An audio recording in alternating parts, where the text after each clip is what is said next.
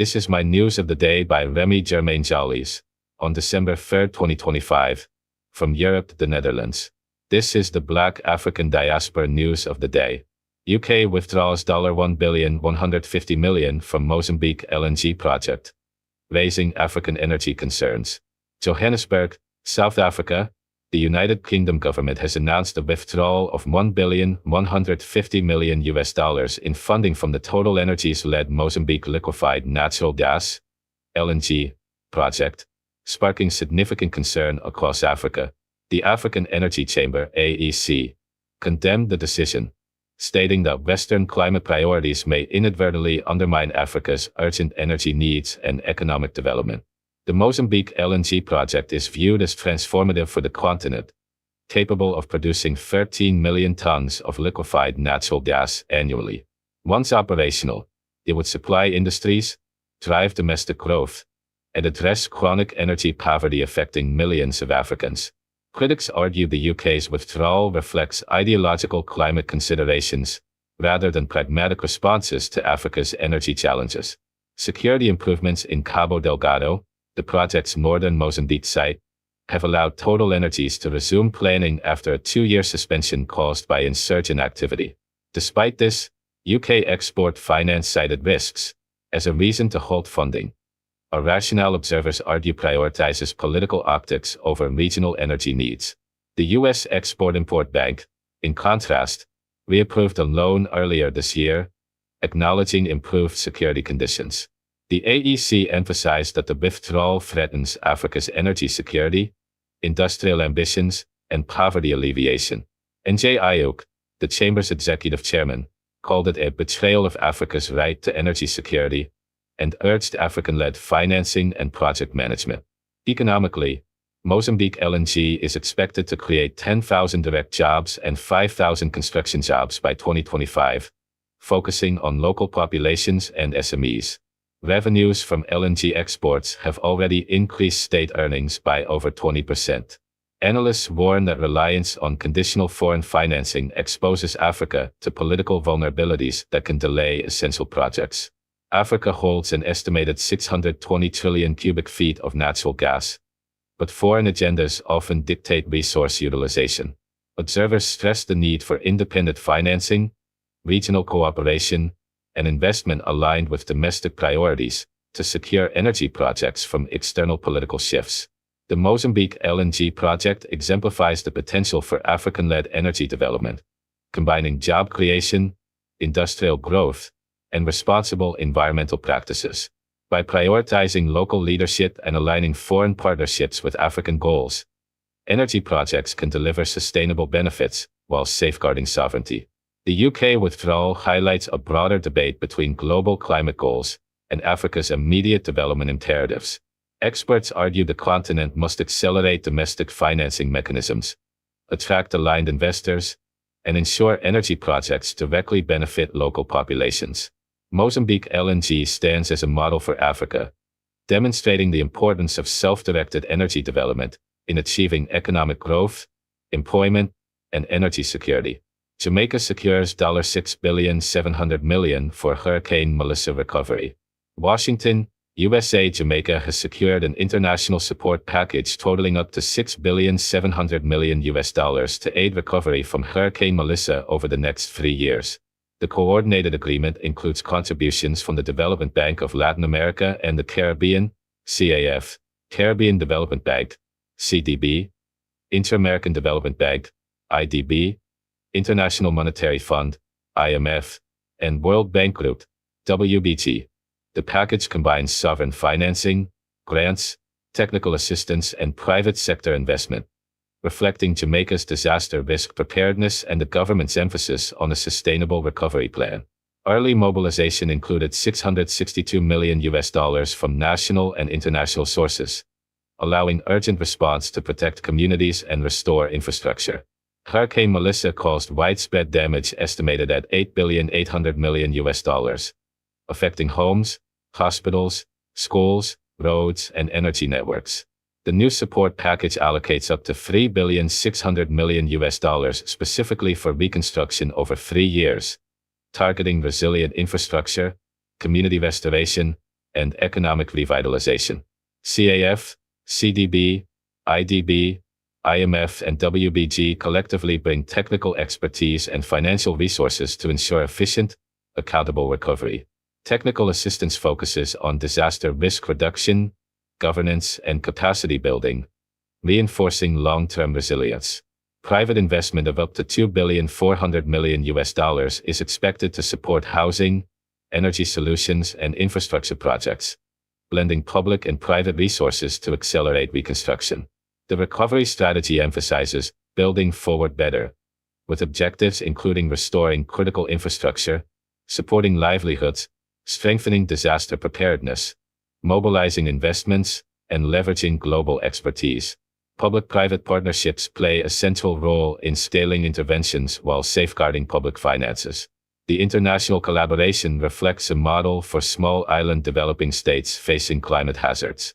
By integrating financial support, technical guidance, and private sector participation, Jamaica aims to ensure a resilient, sustainable recovery that benefits communities, strengthens institutions, and enhances long-term disaster preparedness. Trump administration pauses immigration applications from 19 countries amid security concerns. Washington, USA. The Trump administration has announced a pause on all immigration applications from 19 countries, citing national security concerns following a fatal shooting in Washington, D.C., involving an Afghan national. The policy affects green cards, citizenship applications, and asylum requests, with a focus on 11 African nations including Somalia, Chad, and Eritrea. USCIS will conduct a thorough peer review process for affected applicants, potentially involving referrals to law enforcement. Naturalization ceremonies and interviews have been delayed, creating uncertainty for thousands of immigrants. The administration frames the move as necessary for security, but critics argue it constitutes collective punishment, disproportionately affecting refugees and long-term residents. Legal experts warn of significant disruptions to immigration systems, potential constitutional challenges, and strained USCIS resources. Advocacy groups emphasize the policy's humanitarian and diplomatic implications, particularly for African applicants fleeing conflict and instability. The pause is expected to trigger scrutiny over national security justifications versus human rights obligations. Gunman hijacks aid plane in South Sudan, arrested safely. WAU, South Sudan. A gunman hijacked a Samaritan's Purse aid plane carrying medical supplies from Juba to Maywat but was arrested safely in WAU. No injuries occurred. The hijacker, identified as Yasir Mohammed Yusuf, demanded diversion to Chad. The pilot persuaded him to land in WAU, where security forces detained him. The incident highlights security risks for humanitarian aviation amidst South Sudan's ongoing conflict. Previous incidents, including a fatal plane crash in Unity State, emphasize the challenges for aid organizations operating in conflict zones. Authorities are investigating motives and potential links to local militias. Humanitarian operations in South Sudan remain critical, with 14 million people displaced by conflict, famine, and disasters. The incident underscores the importance of secure air corridors for aid delivery and coordinated risk management to protect personnel and vulnerable communities. Mozambique violence forces close to 100,000 to flee. Nampula, Mozambique of violence in northern Mozambique has displaced nearly 100,000 people, joining over 1,300,000 others affected since 2017. Armed groups linked to the Islamic State in Cabo Delgado have attacked villages, burned homes, and targeted civilians, spreading into Nampula and Nissa provinces. Host communities are overwhelmed, with schools, churches, and public spaces serving as temporary shelters. Overcrowding is creating sanitation, health, and protection challenges. The UNHCR estimates $40 million will be needed next year to address the crisis, but notes current funding is only 50% of requirements. The humanitarian situation threatens education, livelihoods, and social cohesion, while ongoing insecurity hinders aid delivery. Authorities are calling for international support to provide emergency shelter, food, water, medical care, and protection for vulnerable populations. Immediate intervention is critical to prevent further deterioration of the crisis. My next news of the day is Sudan's humanitarian crisis deepens as famine spreads and aid funding falls. Sudan is facing one of the most severe humanitarian crises in the world, as ongoing conflict has triggered famine, displacement, and disease across the country. Since April 2023, Sudan has been engulfed in violent clashes between the national military and the Rapid Support Forces, RSF, a paramilitary group originating from the Darfur conflict. The fighting has devastated cities, towns, and rural communities alike, leaving over 14 million people displaced and millions more in urgent need of humanitarian assistance.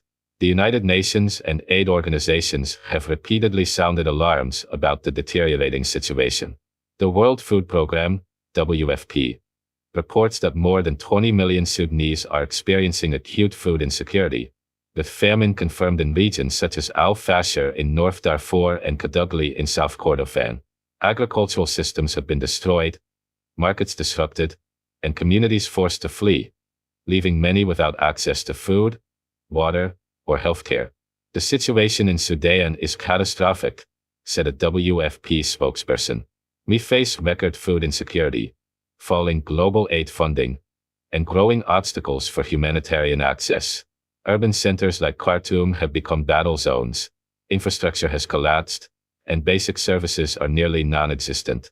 Human rights groups have condemned attacks on civilians and the obstruction of aid deliveries, highlighting the immense suffering experienced by the population. Famine is now a major threat. Food production has been severely disrupted, and farmers have been unable to plant or harvest crops.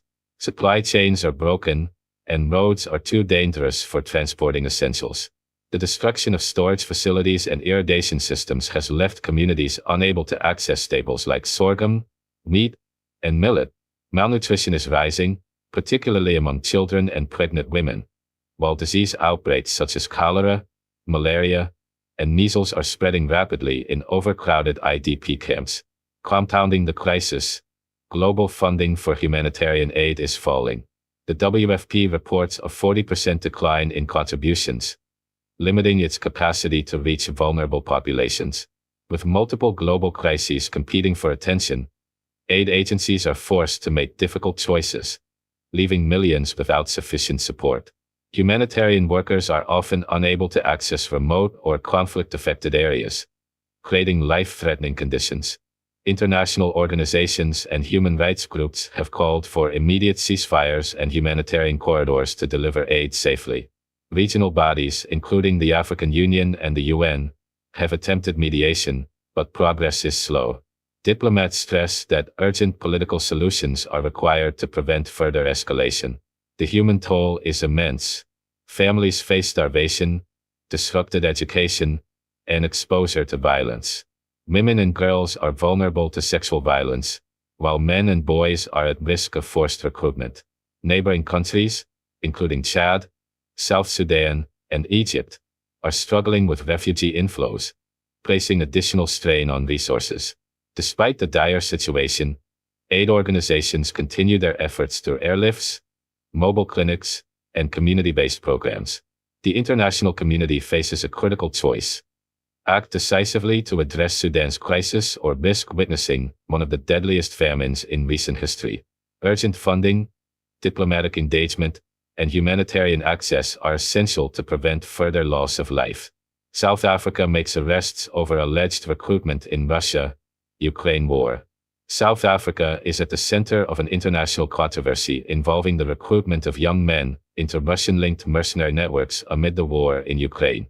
According to First Post Africa, reported on the 2nd of December 2025, authorities uncovered a sophisticated scheme luring South African men with promises of paid employment and security training, only for them to be deployed to conflict zones in eastern Ukraine. The investigation has revealed two key cases. The first involves Nanyulu Leko Manula, a 39-year-old radio presenter, accused of facilitating travel for 4 men who believed they were heading abroad for legitimate work. Authorities intercepted 3 of the men at airports, while a 5th reached Russia. Prosecutors argued that the recruits would have violated South Africa's laws prohibiting citizens from joining foreign military forces without approval. All 5 suspects remain in custody. The second case implicates Taduzile Zuma, daughter of former President Jacob Zuma. In a larger recruitment scheme, 17 South African men were allegedly sent to Russia, misled to believe they were receiving security training. Families report that men were stranded in combat zones, had passports confiscated, and were left without basic necessities. Duduzile Zuma resigned from parliament just prior to the revelations, and her political party insists the allegations are politically motivated. The South African government has launched a full investigation, combining criminal prosecution with diplomatic efforts to locate and ensure the safety of the men in Ukraine. Authorities are coordinating with Russian officials and international partners, emphasizing warnings against unvetted job offers linked to foreign military operations. This recruitment scandal mirrors a broader global trend. Countries across Africa and Asia, including Ethiopia, Kenya, India, and Nepal, have reported citizens deceived into participating in Russian-linked combat operations. Analysts warn that mercenary groups increasingly target young, unemployed men, exploiting economic vulnerabilities to bolster ranks in Ukraine. Families of those recruited live in fear, facing uncertainty over their loved ones' well-being. Many come from working-class communities, making the promise of overseas employment especially appealing. Legal experts highlight that South Africa's strict laws against foreign military participation mean the implicated individuals could face significant penalties. The case carries international ramifications. South Africa's neutral position in the Russia-Ukraine conflict places the government in a delicate diplomatic situation, balancing relations with Moscow while safeguarding citizens' rights and enforcing national law. As investigations continue, the story exposes a troubling global network of deception and exploitation. South Africa's government must navigate the dual challenge of legal accountability and humanitarian rescue, ensuring both justice and the safe return of its citizens.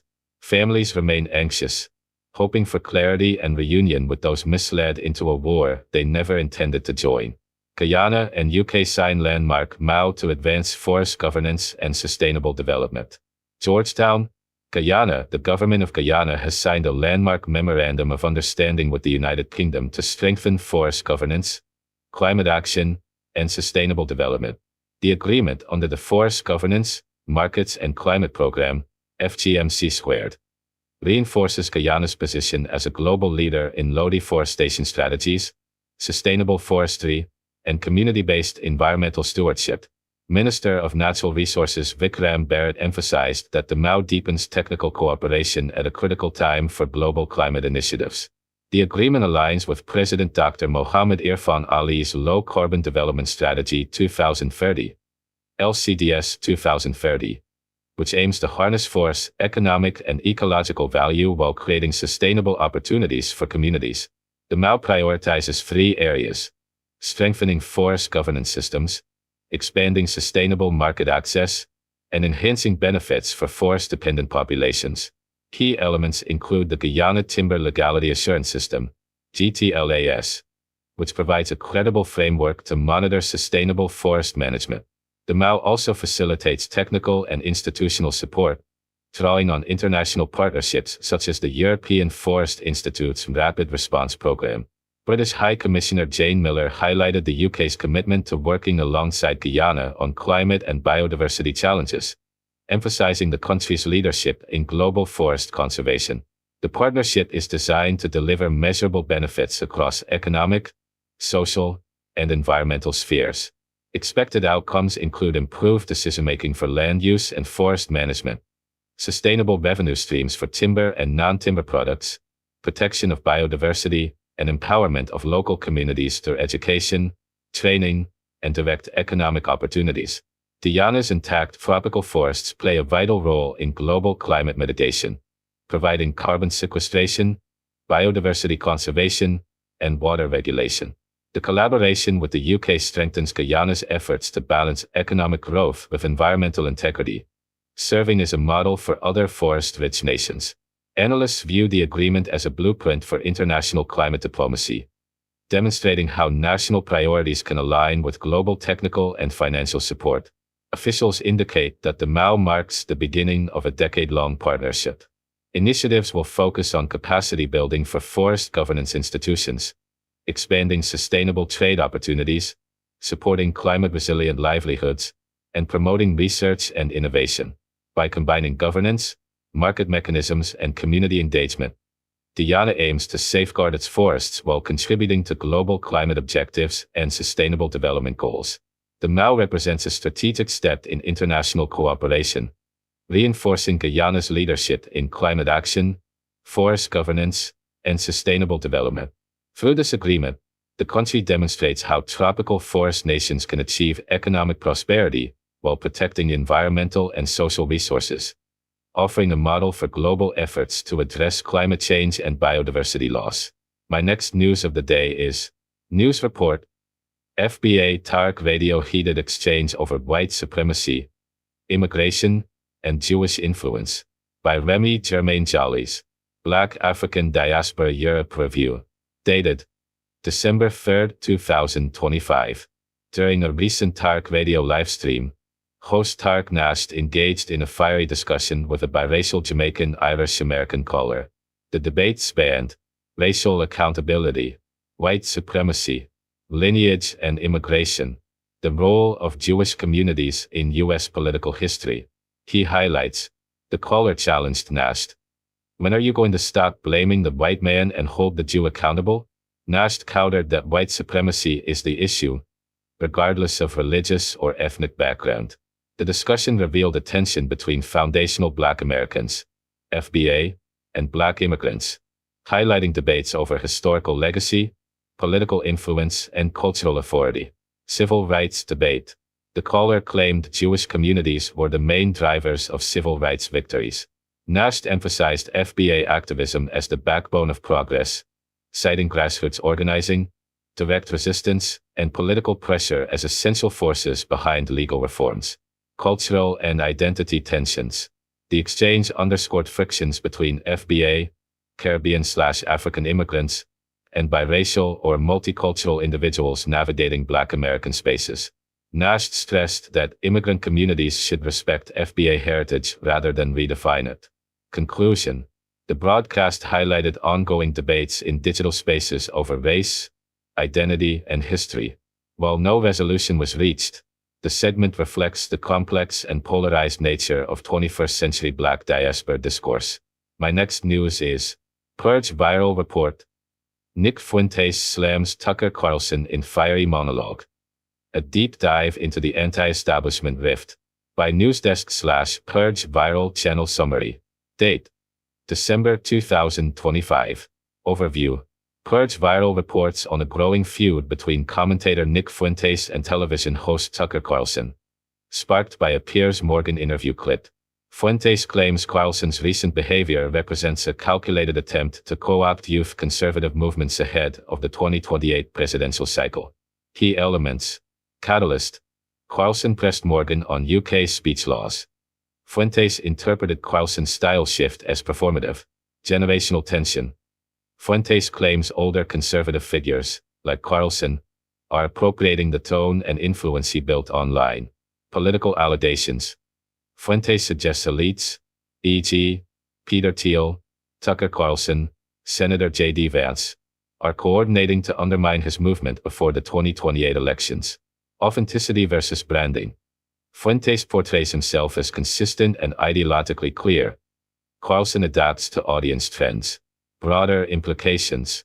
Conflict reflects debates about free speech, digital influence, and youth engagement. Highlights the shift in conservative politics where influencers, strategists, and media personalities increasingly blur lines between content creation and activism. Conclusion. Whether or not Fuentes' claims are accurate, the feud illustrates the fractured landscape of American conservatism, generational tension, and the struggle for authenticity in digital politics. My next news is News Report. Philip Scott under fire for video targeting Black immigrants. A new controversy has erupted in Black digital media spaces after YouTube commentator Philip Scott published a video titled, "Black Immigrants Must Take Accountability for Their Role in Helping Them Folks Harm Black Americans." The title alone set off immediate backlash, as many viewers, including Black immigrants, first-generation diaspora families, and continental Africans, condemned the framing as xenophobic, inflammatory, and socially irresponsible. The video, posted on the African Diaspora news channel, has ignited a wider debate about the fragile relationship between Black immigrants and Black Americans during a period of heightened racial tensions and political polarization in the United States. Rebuttal from Javen Bernardes. Content creator Javen Bernardes released a detailed reaction video, accusing Scott of crossing all lines by spreading narratives harmful to the global Black community. Bernardes argued that Scott's message reinforces stereotypes, fuels division, erases shared struggles of Black people worldwide. He emphasized that Black immigrants face many of the same systemic barriers as Black Americans, sometimes even worse due to language barriers, economic constraints, or immigration status. Philip Scott's claims. Scott argued that Black immigrants are recruited by white institutions to undermine Black American political efforts. Some immigrants adopt negative stereotypes of Black Americans taught by mainstream media. The Black immigrant community fails to recognize its own role in divisions within Black spaces. Politicians use immigrant communities to dilute the political influence of foundational Black Americans. Scott framed these issues as a matter of accountability, referencing historical conflicts, workplace tensions, and cultural identity disputes, but without providing statistical evidence. Bernardes's counterpoint: xenophobia disguised as commentary. Bernardes dissected Scott's claims, highlighting generalizations, treating millions of immigrants as a monolithic group, historical amnesia, ignoring histories of solidarity between African Americans and global African communities, political manipulation, adopting rhetoric reminiscent of far-right nationalist groups but directed at Black immigrants. He stressed that systemic racism, not immigrants, is the primary source of harm to Black communities. Historical tensions within the Black diaspora, cultural stereotypes. Media often distorts African and African American identities. Competition for resources. Economic pressures sometimes create tension between immigrant and long-established communities. Immigrant versus foundational Black American identity. Debates over reparations, political loyalty, and historical recognition persist. Shared global struggles. Collaboration exists across African, Caribbean, and Afro-Latin communities despite tensions. Political and digital implications. Analysts note that social media amplifies these debates, sometimes creating turf wars for views rather than fostering unity. Influencers like Scott risk weaponizing diaspora differences for clout, undermining collective Black political power. Community reactions. Supporters of Scott argue honest discussion about cultural misunderstandings is needed. Critics condemn the video as irresponsible and divisive. Calls for dialogue. Leaders urge structured conversation rather than viral attacks. Scholars' perspective. Professor Adebayo Oladen noted that anti-immigrant rhetoric mirrors historical divide-and-conquer tactics and emphasizes cooperation as crucial for Black solidarity in a volatile political climate. Conclusion. The clash between Scott and Bernardes exposes deep divisions in the African diaspora. Unity, rather than blame, remains essential to safeguarding Black political power. My next news of the day is Next News. Trump threatens military action against any drug-producing nation. Colombia responds. By Remi Jurmain Djalis. Black African Diaspora Europe News. Date: 3rd of December 2025. On the third day of December 2025, political tensions surged across the Americas following statements from United States President Donald Trump, who warned that the U.S. military could expand operations against any nation producing drugs. Speaking during a televised cabinet meeting in Washington, President Trump declared that countries producing narcotics destined for the United States can be attacked, explicitly mentioning Colombia as an example. The remarks immediately provoked a strong response from Colombian President Gustavo Petro, who emphasized the country's sovereignty and ongoing cooperation with U.S. anti-drug efforts. Colombia has historically been one of the world's largest producers of coca and cocaine, yet Petro highlighted that his administration has dismantled thousands of laboratories, maintaining strong law enforcement against narcotics. Trump's comments coincided with ongoing U.S. military operations targeting vessels off the Venezuelan coast. While maritime strikes have been framed as anti-narcotics missions, the president's suggestion of land-based attacks marks a significant escalation. Analysts noted that extending military action into another sovereign nation without authorization could breach international law and provoke regional instability. Defense Secretary Pete Hegseth, a close Trump ally, reinforced the administration's position, stating, "We are only getting started in hitting narco boats and dumping narco-terrorists on the bottom of the ocean." The comment drew immediate condemnation from human rights groups and legal experts, particularly after reports suggested a controversial second strike may have been ordered against survivors of an initial attack.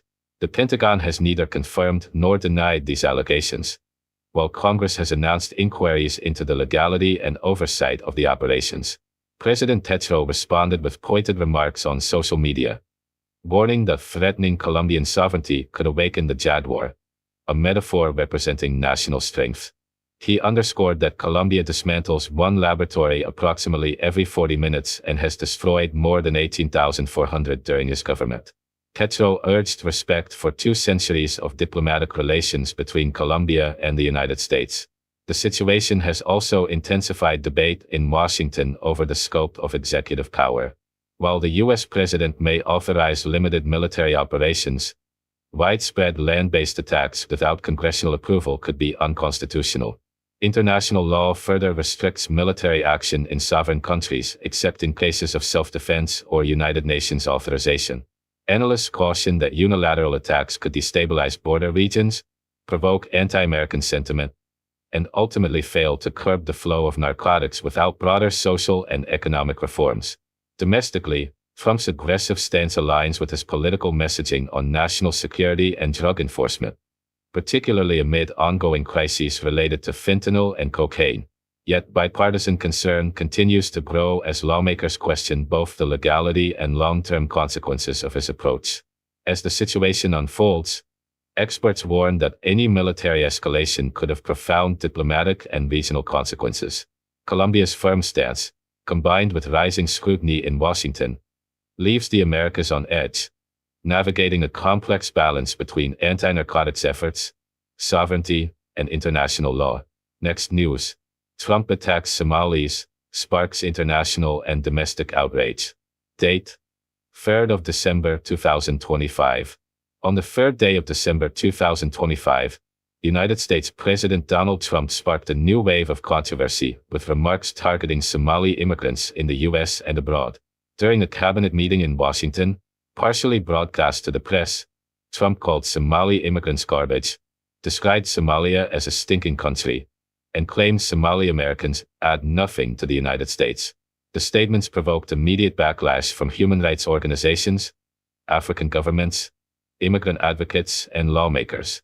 Trump's comments coincided with a high-profile fraud scandal in Minnesota, alleging that Somali Americans were involved in the theft of more than $1 billion in public funds. While the case involves multiple individuals, Trump focused on blaming the Somali community at large. His remarks also singled out Congresswoman Ilhan Omar, a Somali-born representative, calling her garbage and suggesting that she should return to Somalia. Omar condemned the statements as racist and dangerous, warning that such rhetoric threatens lives and undermines democratic values. The president's remarks reignited discussion of his previous controversial language about Africa. In 2018, he reportedly referred to African nations as shithole countries, a statement that drew global condemnation. Analysts highlight that African immigrants in the United States generally have high educational attainment and strong workforce participation, contradicting Trump's depiction of them as burdens. Somalia's government condemned the statements as demeaning, calling for an official apology. The African Union echoed concerns, emphasizing that such rhetoric undermines continental cooperation and diplomatic relations. Experts caution that repeated insults from U.S. leadership could push African nations toward alternative partners, including China, Russia, and Turkey. Domestically, Democrats condemned Trump's remarks as racist and inflammatory, while most Republicans remained silent or attempted to reframe the statements as criticism of criminal behavior rather than ethnicity. Minnesota, home to approximately 61,000 Somali Americans, has seen increased fear and frustration within the Somali diaspora, with community leaders warning that hate crimes and discrimination may rise.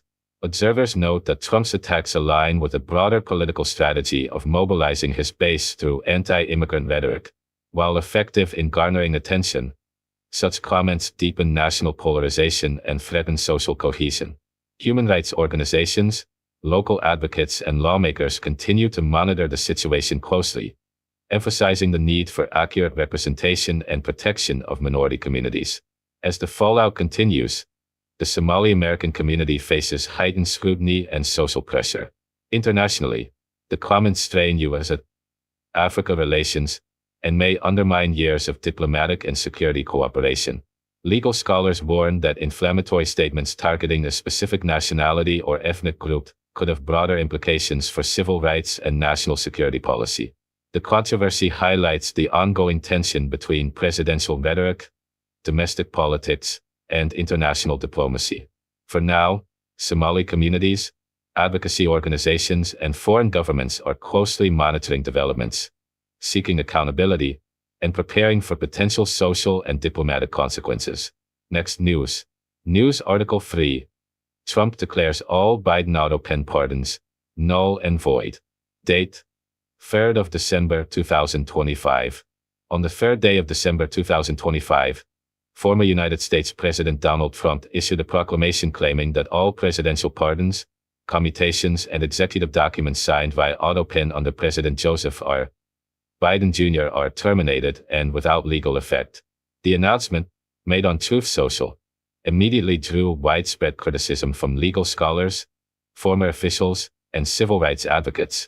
Trump described the auto pen, a mechanical signature device used for decades in U.S. administrations, as unauthorized for pardons and other executive acts. He asserted that approximately 92% of Biden-era decrees were signed using the auto pen, a claim experts say is unsubstantiated. Legal scholars emphasize that the validity of presidential documents depends on authorization, not the method of signature, making Trump's proclamation legally dubious. The auto pen has historically been employed to sign routine proclamations, letters, and ceremonial documents. While some administrations occasionally used it for clemency documents, its usage has never been widely contested. Experts note that the constitutional authority to grant pardons resides fully with the sitting president, and once granted, pardons cannot be revoked by successors, except under extreme cases involving fraud or forgery. Trump's statement appears motivated by political grievances, accusing Biden of delegating authority or acting improperly. The proclamation raises significant uncertainty for individuals who received pardons or sentence reductions, many of whom relied on these decisions to rebuild their lives. Legal observers predict that federal courts would swiftly block any attempt to nullify previously granted clemency. The move has also sparked domestic political controversy. Democrats criticized the proclamation as an authoritarian overreach, warning that it threatens the rule of law and the stability of the presidency. Some Republican lawmakers expressed tentative support, framing the act as correcting perceived illegitimacy, while others remain silent or skeptical. Legal experts highlight the unprecedented nature of Trump's directive. No U.S. president has attempted to retroactively invalidate pardons or other executive acts on the basis of a mechanical signature. Courts are expected to address whether the proclamation carries any enforceable authority, likely siding with precedent protecting presidential clemency and the continuity of executive decisions. Federal agencies, including the Department of Justice, have yet to issue guidance on enforcement. Attorneys representing affected individuals plan to seek judicial protection to preserve the validity of pardons, potentially triggering a wave of litigation across multiple federal districts. The proclamation underscores the tension between political messaging and constitutional authority. Historians and legal scholars warn that allowing such actions could destabilize executive continuity, create administrative chaos, and weaken public confidence in government institutions. While the immediate legal impact may be limited, the announcement is likely to fuel partisan debate and public discussion about presidential powers, executive discretion, and the integrity of U.S. governance. For now, the federal courts, civil rights advocates, and affected communities are closely watching the situation unfold, preparing for potential challenges to protect legal rights and institutional norms. My next news is Judge Napolitano calls for prosecution of Defense Secretary Pete Hegseth. By Remi Jurmain Djalis. Black African Diaspora Europe News. Date: 3rd of December 2025. On the 2nd of December 2025, former Fox News legal analyst Judge Andrew Napolitano called for the prosecution of United States Secretary of Defense Pete Hegseth, alleging that Hegseth may have committed a war crime.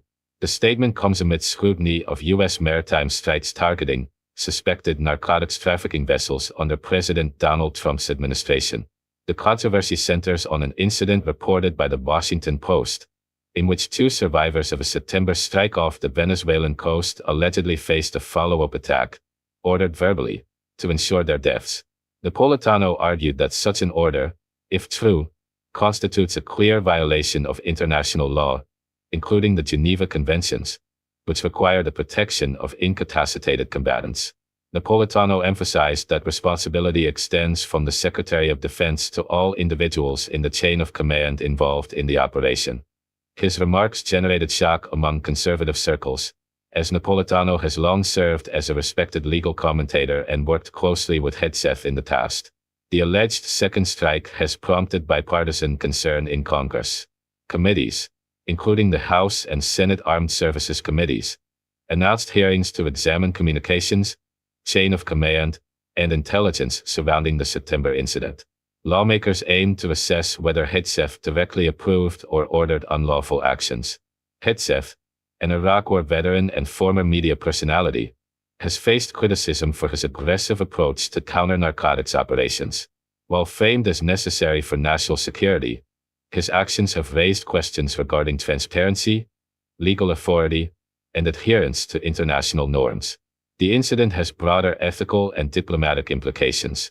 Human rights organizations, including Amnesty International, have demanded independent investigations, noting that extrajudicial killings at sea are unacceptable. Regional governments in Latin America are closely monitoring the situation, concerned that U.S. operations may undermine cooperative security efforts and violate sovereignty. Legal experts assert that prosecution of a sitting Secretary of Defense is rare but possible under U.S. law, particularly through the War Crimes Act or international tribunals. Napolitano's statements underscore the seriousness of the allegations, framing them as a potential constitutional and legal crisis. The controversy also raises questions about the moral responsibilities of military leaders and the consequences of following potentially unlawful orders. Identity and intent of the deceased remain unclear, adding complexity to legal and ethical analysis. As Congress prepares hearings, the Trump administration maintains that operations were lawful and strategically necessary. Nevertheless, bipartisan scrutiny, media coverage, and international attention suggest that the issue will remain central to debates on U.S. military accountability, legal boundaries, and foreign relations.